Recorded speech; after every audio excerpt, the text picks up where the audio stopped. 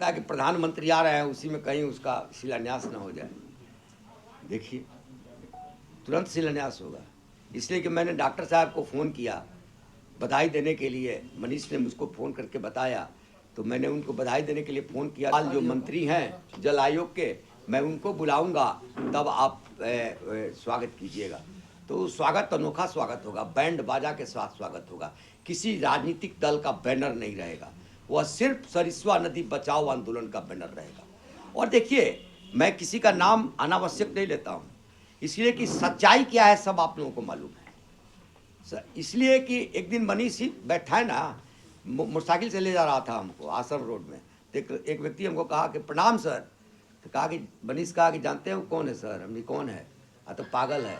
हमने उससे बड़ा पागल तो तुम्हारे पीछे बैठा हुआ है। इसीलिए कि जो कोई मुद्दा नहीं है, जिस विषय पर कोई बोलने वाला नहीं है, उस विषय को ये व्यक्ति बोल रहा है, तो ये पागल है ना। इससे बड़ा पागल कहाँ से होगा दुनिया में जी?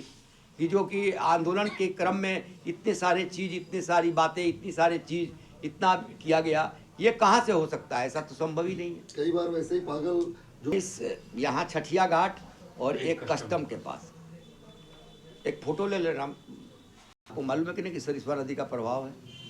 इसीलिए कि आप तो कहते हुए कि मैं तो एसी में रहती हूँ, लेकिन आप फल कहाँ से खाती हैं? आप साग कहाँ का खाती हैं?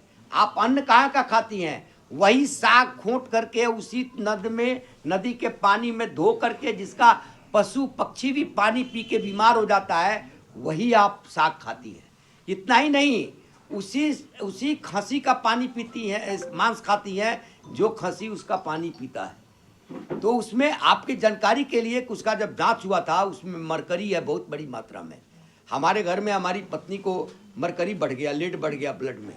तो मैं डॉक्टर के पास गया, कहा कि पानी ठीक कीजिए। मैंने दूसरी बार जब बढ़ गया दूसरे साल, तो मैंने कहा कि बढ़ गया। फिर कहा कि हमने आरओ का पानी पीते हैं। कहा कि आरओ से नहीं होता है, ये आपका पानी दूषित है। यानी आया था जब जांच करने के लिए तो भूजल खत्म हो गया है।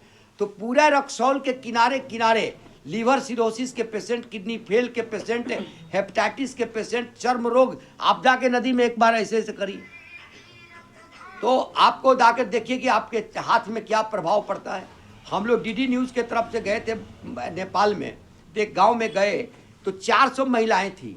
महिलाओं ने कहा, वो 10 बजे से बैठी हुई थी, हम लोग 2 बजे पहुँचे। कहा कि भाई हम लोगों को उद्धार कर दीजिए, इसलिए कि पुरुष तो चले जाते हैं, जब खाना बना के हम लोग खाने बैठते हैं तो वोमिटिंग हो जाता है। हमारे बच्चे स्कूल जाते हैं, स्कूल में अगर नदी का पानी भूल से छू लिए तो उनको चर्म रोग हो जाता है। हम लोग के हमारी रक्षा कर लीजिए। तो नेपाल में भी बहुत जागरूकता आई है, नेपाल के लोग भी आंदोलन कर रहे हैं। नेपाल में न्यायालय ने 14 फैक्ट्रियों को दंडित किया और उनको दंडित करने के बाद उन पर जुर्माना लगाया और जुर्माना उन्होंने भरा।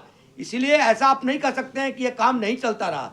नहीं चलता रहता तो फिर सांसद, आजकल कोई नेता किसी का सुनता है क्या?